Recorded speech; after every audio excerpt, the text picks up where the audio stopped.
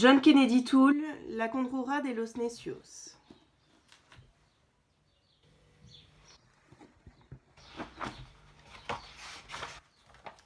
Capítulo primero. Una gorra de cazador verde apretaba la cima de una cabeza que era como un globo carnoso. Las orejeras verdes, llenas de unas grandes orejas y pelo sin cortar y de las finas cerdas que brotaban de las mismas orejas, sobresalían a ambos lados como señales de giro que indicasen dos direcciones a la vez. Los labios gordos y bembones brotaban protuberantes bajo el tupido bigote negro y se hundían en sus comisuras, en plieguecitos llenos de reproche y de restos de patatas fritas. En la sombra, bajo la visera verde de la gorra, los altaneros ojos azules y amarillos de Ignatius G. Reilly miraban a las demás personas que esperaban bajo el reloj junto a los grandes almacenes de H. Holmes, estudiando a la multitud en busca de signos de mal gusto en el vestir.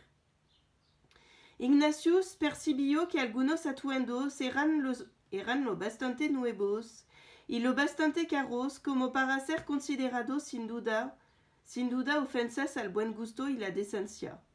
La posesión de algo nuevo o caro solo reflejaba la falta de teología y de geometría de una persona.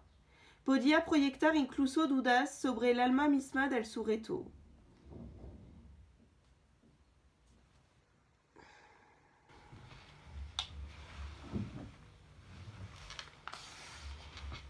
Ignatius vestía por su parte de un modo cómodo y razonable. La gorra de cazador le protegía contra los enfriamientos de cabeza. Los voluminosos pantalones de tweed eran muy duraderos y permitían una locomoción inusitadamente libre. Sus pliegues y rincones contenían pequeñas bolsas de aire rancio y cálido que a él le complacían muchísimo. La sencilla camisa de franela hacía innecesaria la chaqueta, mientras que la bufanda protegía la piel que quedaba expuesta al aire entre las orejeras y el cuello. Era un atuendo aceptable según todas las normas teológicas y geométricas, aunque resultase algo abstruso y suggería una rica vida interior. Cambiando el peso del cuerpo de una cadera a otra a su modo pesado y elefantiaco, Ignatius desplazó oleadas de carne que se ondularon bajo el tweed y la franela, olas que rompieron contra botones y costuras. Una vez redistribuido el peso de este modo, consideró el gran rato que llevaba esperando a su madre. Consideró en especial el desasosiego que estaba empezando a sentir. Parecía que todo su ser estuviera a punto de estallar desde las hinchadas botas de ante, y como para verificarlo, Ignatius desvió sus ojos singulares hacia los pies. Los pies parecían hinchados desde luego. Estaba decidido a ofrecer la visión de aquellas botas hinchadas a su madre como prueba de la desconsideración con que le trataba. Al alzar la vista, vio que el sol empezaba a descender sobre el Mississippi al fondo de la calle Canal. El reloj de Holmes marcaba casi las 5. Ignatius estaba puliendo ya unas cuantas acusaciones cuidadosamente estructuradas, destinadas a inducir a su madre al arrepentimiento o por lo menos a la confusión. Tenía que mantenerla en su sitio. Su madre le había llevado al centro en el viejo Plymouth, y mientras ella iba a ver al médico por su artritis, Ignatius había comprado en Warlanes unas partituras musicales para su trompeta y una cuerda nueva para el laúd. Luego había entrado en la sala de juegos de la calle Royal para ver si habían instalado alguna máquina nueva. alguna máquina nueva. Le decepcionó que hubiera desaparecido la máquina de béisbol.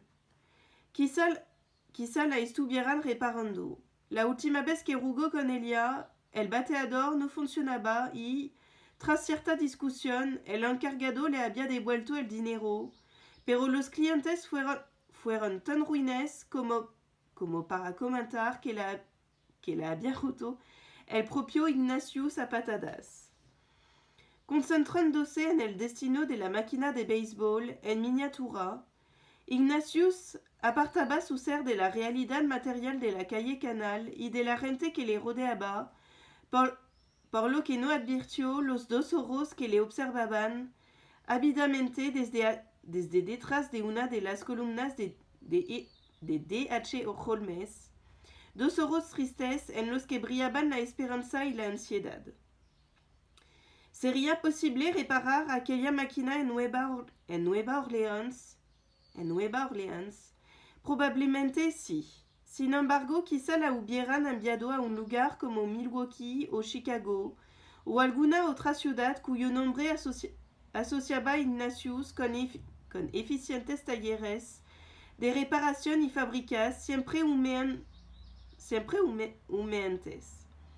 Ignatius esperaba que tratasen con el cuidado debido aquel juego de béisbol en el transporte, de modo que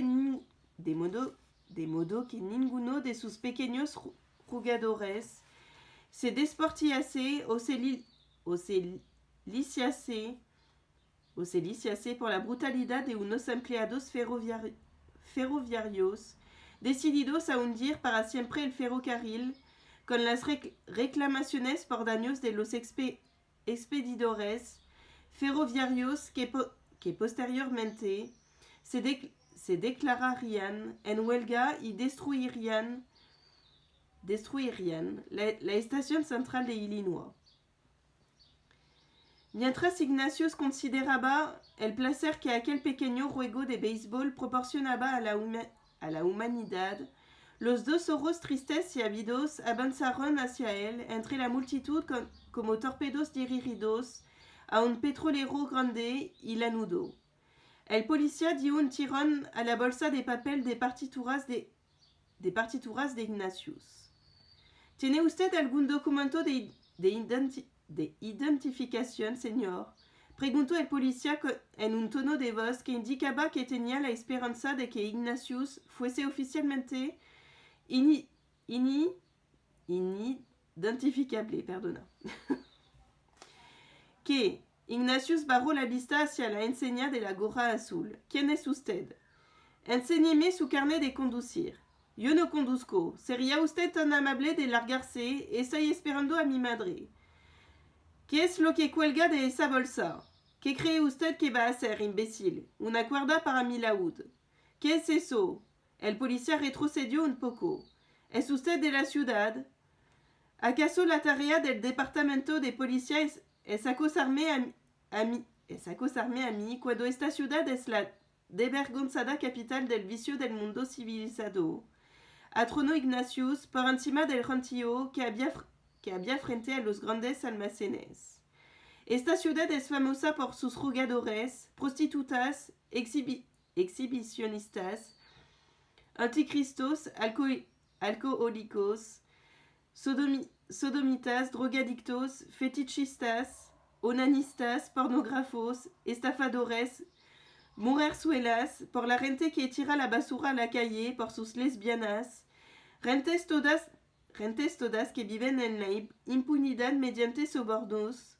Si tiene usted un momento, estoy dispuesto a discutir con usted el problema de la delincuencia, pero no cometa el error de fastidiarme a mí.